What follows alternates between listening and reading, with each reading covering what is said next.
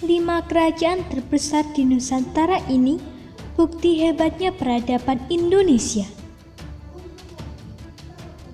Sejarah tentang kerajaan-kerajaan di Nusantara yang masih terekam dengan baik terjadi pada abad keempat. Masa itu, agama Hindu dan Buddha menyebar ke seluruh pelosok negeri dan berkembang hingga abad ke-15. Setelah kerajaan Hindu dan Buddha lengser, mulai bermunculan kerajaan Islam yang berbarengan dengan masuknya Belanda dan melakukan kolonialisasi di negeri ini selama ratusan tahun. Meski baru 25 tahun terakhir, Belanda bisa menguasai seluruh daerah di Indonesia. Dari peninggalan-peninggalan yang berhasil ditemukan, baik candi, prasasti, hingga kitab kuno, semuanya menunjukkan betapa di masa lalu negeri ini sangat hebat. Kerajaan di Nusantara ini memiliki peradaban yang sangat membanggakan. Berikut ulasan selengkapnya tentang kerajaan terbesar di Nusantara ini. Kerajaan Majapahit. Tidak ada yang meragukan lagi pengaruh kerajaan yang nyaris menaklukkan semua wilayah Nusantara ini. Sejak dibentuk pada tahun 1293, kerajaan ini terus memperkuat sistem militernya hingga akhirnya mampu melakukan invasi-invasi ke berbagai daerah di Jawa hingga Sumatera, Kalimantan, dan Sulawesi. Salah satu orang yang paling berpengaruh dalam perkembangan daerah kekuasaan adalah Gajah Mada dan Laksamana Nala.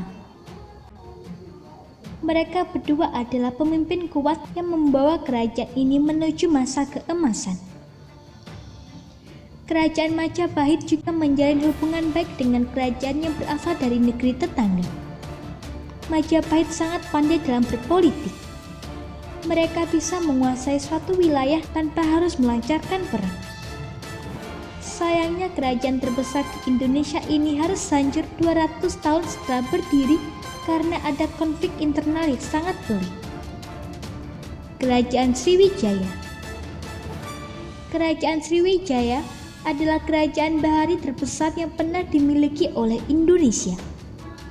Berdasarkan prasasti dan catatan perjalanan dari Tiongkok, kerajaan berdiri sekitar abad ke-7 Masehi. Kerajaan ini memiliki pengaruh yang besar di seluruh penjuru Sumatera, sebagian Jawa bagian barat, Malaka, dan kawasan di Thailand. Kerajaan Sriwijaya sangat kuat dalam bidang perdagangan. Negeri ini telah menjalin kerjasama perdagangan dengan beberapa kerajaan di kawasan Asia Tenggara hingga kawasan jauh seperti Tiongkok. Sriwijaya mengalami masa keemasan pada abad ke-9. Saat itu, kerajaan ini mendapatkan banyak sekali pendapatan dari cukai barang yang masuk dan keluar melalui kapal perdagangan. Dari sejarah ini kita bisa tahu jika sebenarnya sejak dahulu laut adalah wilayah kekuasaan orang Indonesia. Dan lagu Nenek Moyangku Seorang Pelaut benar adanya. Kerajaan Kutai.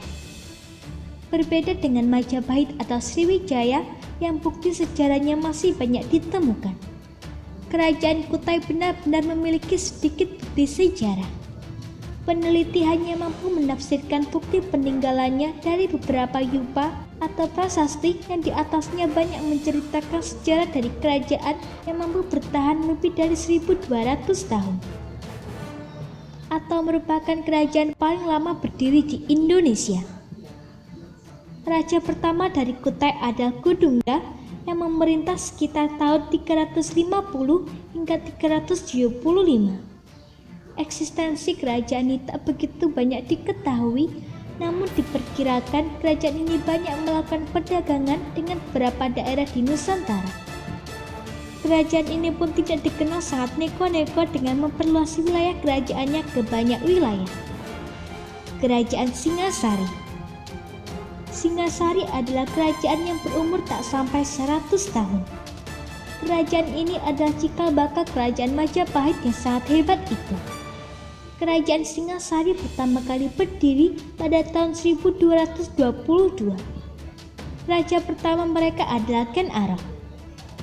Ia berhasil membangun kerajaan yang besar dan hebat hingga menyebarkan wilayah kekuasaannya sampai ke Pulau Sumatera.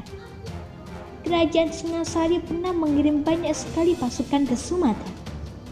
Mereka menjadikan pulau ini menjadi benteng pertahanan dari serangan pasukan Mongolia yang dikenal sangat mengerikan itu. Kerajaan Singasari juga pernah menaklukkan Bali pada tahun 1284.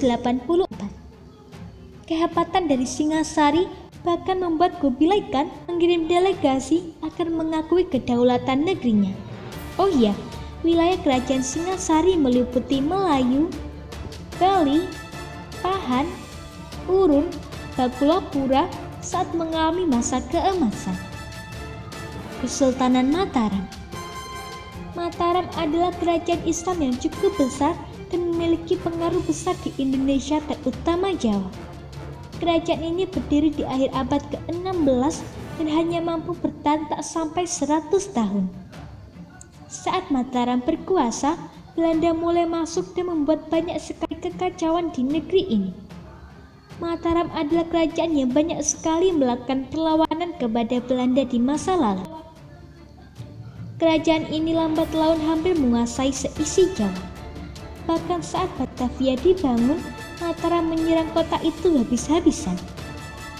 Kota-kota penting dari kerajaan ini menyebar hingga menuju Jawa Timur, khususnya kota-kota seperti Malang, Pasuruan, Surabaya, dan Gresik. Untuk wilayah Jawa Barat ada Ciamis, Sumedang, dan Cirebon. Sayangnya, Mataram harus pecah menjadi dua akibat Belanda. Pecahan dari Mataram adalah Kesunanan Surakarta dan Kesultanan Yogyakarta. Inilah 5 kerajaan terbesar di Nusantara yang menjadi bukti hebatnya peradaban di masa lalu. Kerajaan itu adalah simbol bahwa ini sebenarnya mampu berjuang dan menjadi yang terhebat. Kira-kira bangsa sekarang bisa sehebat bangsa dalam sejarah tidak ya? Semoga informasi tersebut dapat bermanfaat. Jangan lupa untuk klik subscribe untuk mengetahui video terbaru dari kami.